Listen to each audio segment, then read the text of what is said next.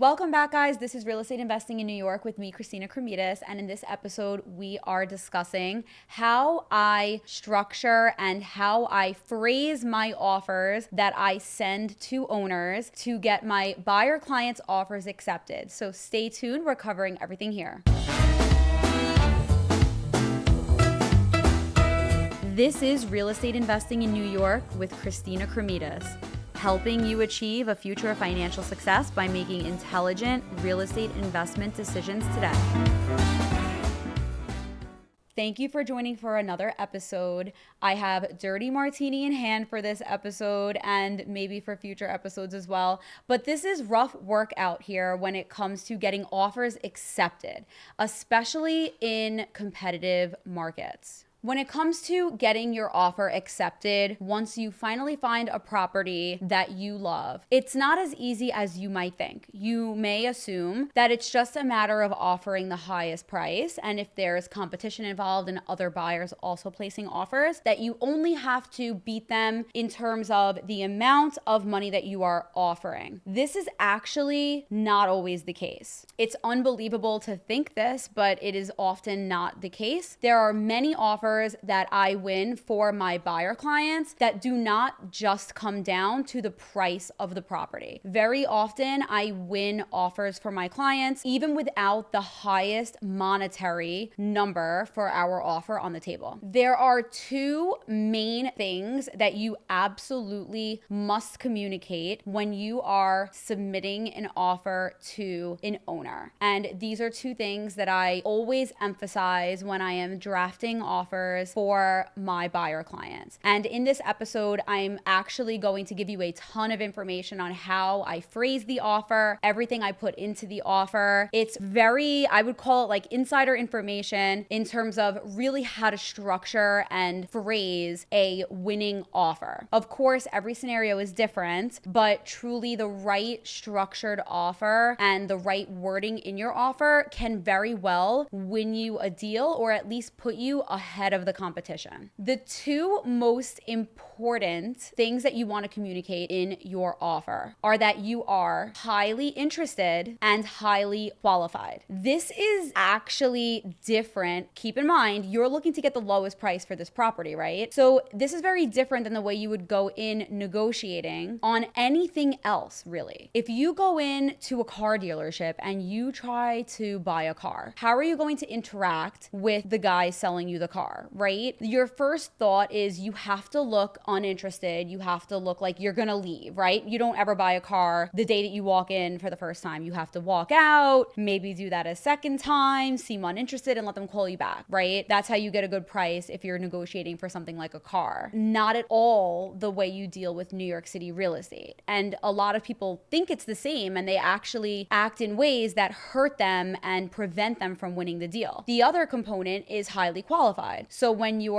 think about the car dealership scenario again, are you wearing your Hermes belt to the car dealership? Like, are you dressing to the nines? Are you looking like you have all the money in the world? No, that's really not the strategy that you go in when you're making a purchase like this. You're really looking to have people feel like you're putting all the money you can in towards the purchase, but you are negotiating for like a bargain price to the extent that you can get it, right? When you're negotiating for something like that. This is very different when it comes to negotiating on real estate in New York City. You need to be positioning yourself in the best way possible. This is a very large transaction and it's also a very long process to get to the closing table. So when a seller has their property listed, they are looking for a buyer that is so excited for the property and so motivated to get the property that no matter what comes up in between the acceptance of their offer and sitting at that closing table signing the paperwork, they want nothing to get in between that deal from happening. And that takes a lot of love for the apartment. So if you want to get the lowest price on the unit, and if you want to get favored by an owner or a seller, you have to be likable, you have to be interested, and you have to show that you're qualified. And this is exactly how I do it. So when I submit an offer for my clients, I already have their pre-approval letter if they are getting financing. I have their financial financial statement filled out. More and more condos are also wanting a financial statement now. It used to just be co-ops more so that need your financial statement. Now co-ops ask for it too. And it's best to just include it. Why not, right? You need to just include whatever you can to show what your situation is, because the more they understand you, the more you're going to get what you want on your side of things as well. So I have their financial statement prepared, and the financial statement is a standard template that shows income and it shows expenses and it shows assets. So it's a really great snapshot of exactly how healthy your financials are on that given date that you fill in the financial statement. The other thing that I always have from my clients is a short, brief introductory bio that I like to submit with my offers when they go in. This is very short, sweet, to the point. It doesn't need to contain very personal information, but I like to just let the owner of the property know who my clients are, where they currently live, what they do, and why they love this particular unit. This really just helps to warm up the seller to who they're engaging with, because if they can picture who they're talking to, they're much more inclined to be civil and human during the negotiation process. Some people just send an email with like a very templated like attachment with like an offer form that just says like price, any contingencies, any inclusions, exclusions. It's very, very like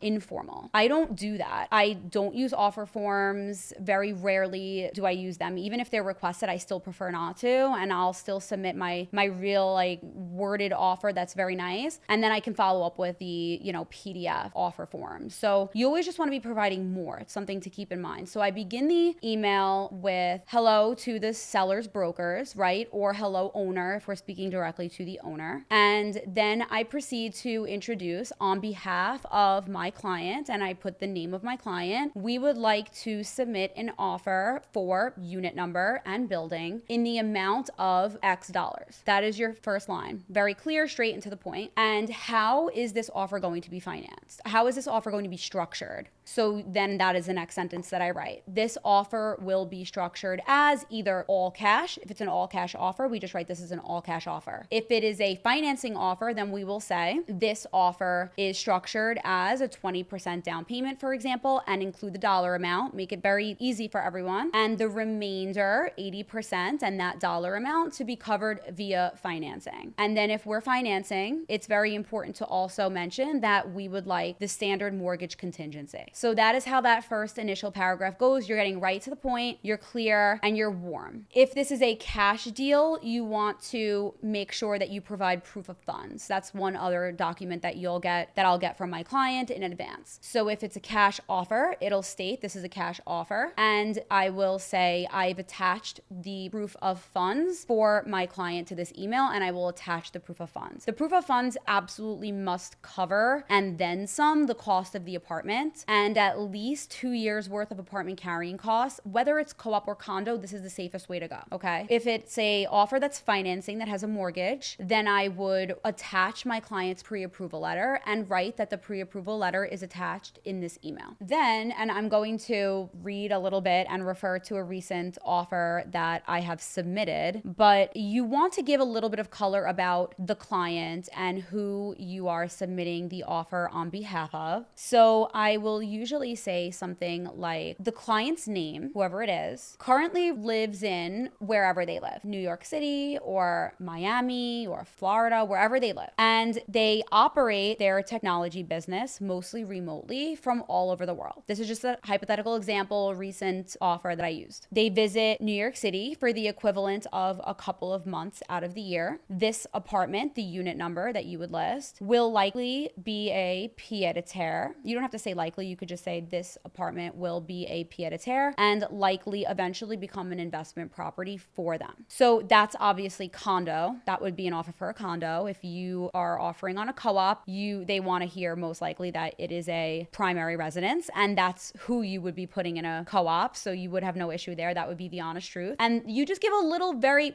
brief introduction, right? And you will want to mention that they're highly qualified. As you'll see on the financial statement, which is also included. They have X income and low expenses, for example, right? And you mentioned that you've included the financial statement for the owner's review as well. So after this, there are a few additional paragraphs that I do write, and I will tell you what all of them are now. And I really like my offers to be shown directly to the seller whenever possible. I would really love for my wording and my email to be shown to the seller. And very often a seller's agent will sit down with their seller and they will show them the offer exactly as it came in. So the mindset that you want to be in when you're writing an offer towards an owner is you want to imagine that they're reading it themselves. Even though you might be speaking to an owner's agent, a seller's agent, you want to speak directly to the owner. And the intent is for your offer to be screenshotted or copied and pasted directly by the listing agent to the owner. And one of the ways that I often like to encourage this to happen is I will include in the beginning, which is what I was saying, I forgot to mention it, but I always include it if it's true. I include a compliment to the listing agent. This is something that I like to include when it's true, firstly, because it's nice to mention whenever a property is being professionally managed. It's nice to acknowledge that. And also, if I can have my offer shown directly to the seller as I wrote it myself, it's nice for the seller to see that their listing agent is doing a nice job. And I also think that it would encourage the listing agent to show my offer like exactly as it came through. If there's something complimentary in that email that makes the listing agent also look nice. So I like to start the offer with a compliment if it's applicable. It's not always applicable, but if it is, I like to say, thank you for showing us residence number, at this building, whatever the residence is at this building. It has been a pleasure communicating with you thus far. Thank you for accommodating our repeat showings and for always being very professional to communicate with, right? If that's true, write it, because they'll probably screenshot the offer or print out the offer and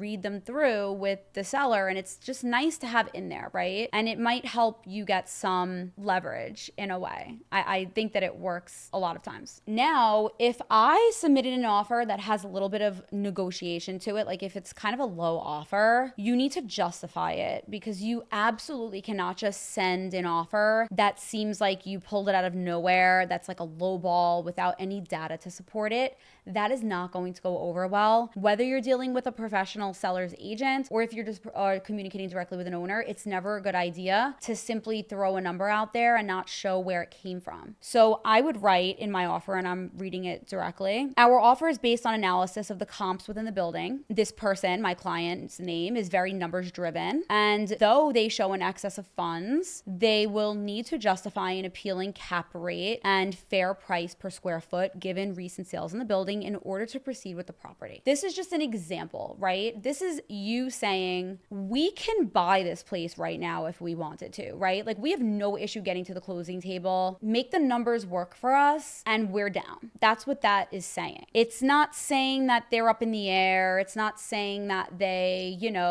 want a million things done to the unit or they don't look iffy about it. It's clear that they like the apartment, but they need the numbers to work out. I often will add mentions about, if it's true, how I've shown the client numerous properties, and this was one of the last few that they saw, and it really helped them solidify their decision for why this unit is right for them. You need to create for the seller the assurance that this buyer is going to firstly proceed if they actually win the bid, because a lot of times buyers are submitting offers on multiple places at once. And even though they might be selected by a seller to proceed, they may not proceed at that time. And that wastes time for the seller. So you want to make it very clear and communicative that you are interested and that you are serious and that upon acceptance, you're going to proceed in good faith. The next thing that I mention, only of course if it's true, is the client, the name, will be using an attorney who I referred to him, and they're excited to make a deal and proceed quickly in good faith. If the client is using a lender that you also referred to them, that the broker referred to them, that's also worth mentioning. And the reason why this is worth mentioning is not not because lenders and attorneys are at all in cahoots with brokers. It's not at all the case. The case is that brokers work with hundreds of attorneys and hundreds of mortgage lenders a year, right? They've seen a lot of people doing business. And when we notice that a resource, whether it's an attorney or a lender, is communicative, is responsive, is fast, is good, detail oriented, they're going to really take care of that client at the highest possible level, we save that attorney or lender's information and we add them to our referral list. So a real estate agent's referral list is going to have really the top of the top in terms of professionalism, and usually quite senior people are on this list, and the ability to work through issues and be a problem solver instead of being someone that's difficult to work with. That's what you want as a buyer that's looking to make a purchase, because again, there are so many steps to this process. You need a team that's aligned. You need a team that is in line and succinct to be able to work together to get to your goal. So having your broker mention that you're using referred resources is a really good way to show that you're going to be a pleasure to work with, that you are going to be able to navigate issues, that your attorney isn't going to go dark for a week and no one's going to know what's happening with the due diligence. And you'd be surprised how often this happens. The lender's not going to yes us to death and say, yeah, the file's fine,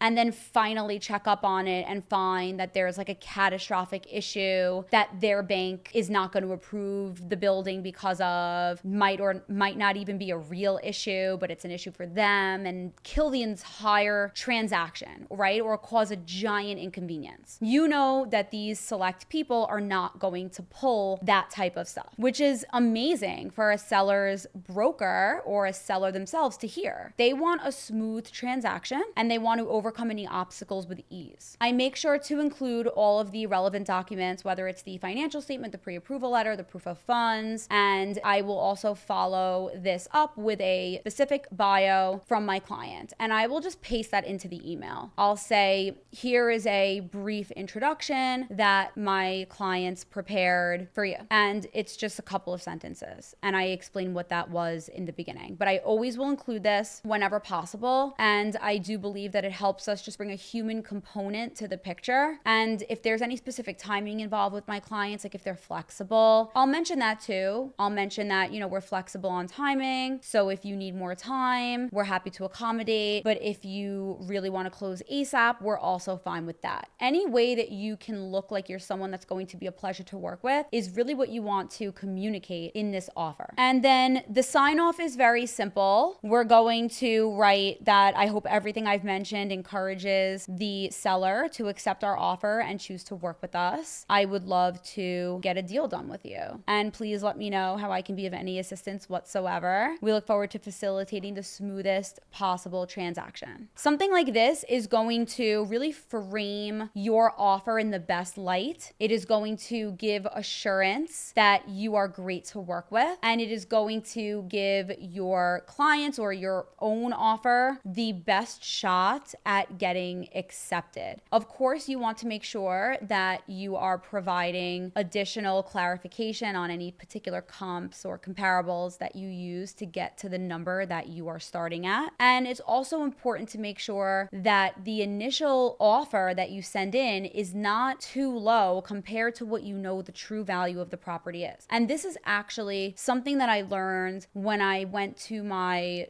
class where I got a negotiation expert certification. And this was something that I always found interesting that I learned in the class that I'm happy to share with you. And the takeaway is that, let's say hypothetically speaking, a property is asking $1.2 million.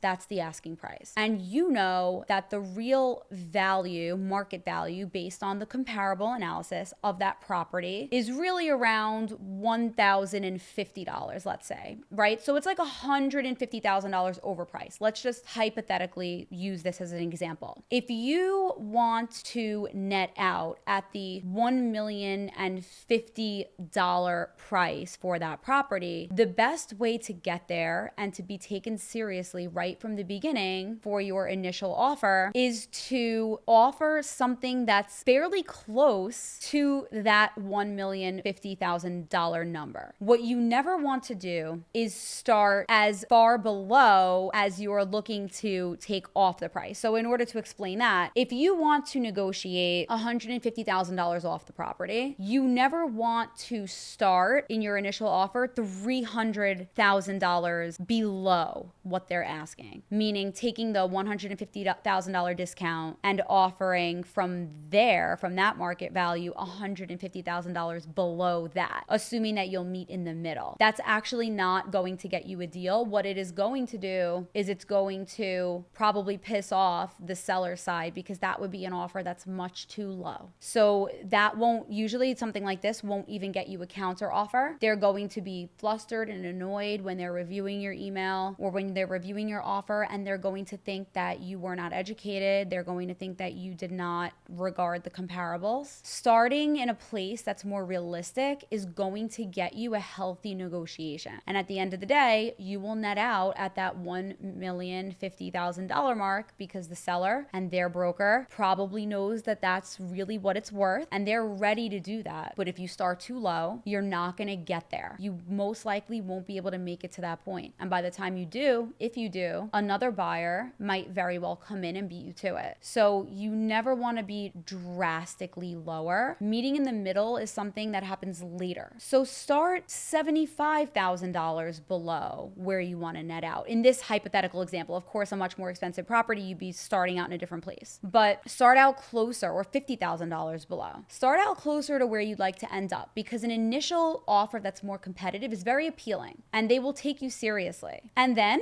in the second round, that's it. You can only come up by 25,000 or 50,000, and that's the most you're going to go. And it's fair, and your offer is reasonable and it's justified, and you will likely win the property by approaching it that way. These are my most important tips when it comes to submitting an offer that is likely to be accepted, or at least prioritized and engaged with. I hope that you enjoyed listening to this episode and that you found it useful. If you ever have any questions coming out of any of our episodes, please never hesitate to reach out. I love hearing from you guys. You can always send me an email. My email address is christina.kremidas@element.com. I can also be contacted on my cell. My website has all of our contact information, so always go check that out. If you are watching on YouTube, thank you for being here. Please be sure to subscribe and to like this video so that you'll be notified when we post new episodes. And if you're on the podcast, please share it with a friend or family who you think would benefit from hearing this information. Don't forget to tune in next week. We're going to be discussing the types of renovations that you can do when prepping your property for sale that you will actually make your money back on, and then some. So stay tuned for that, and see you then.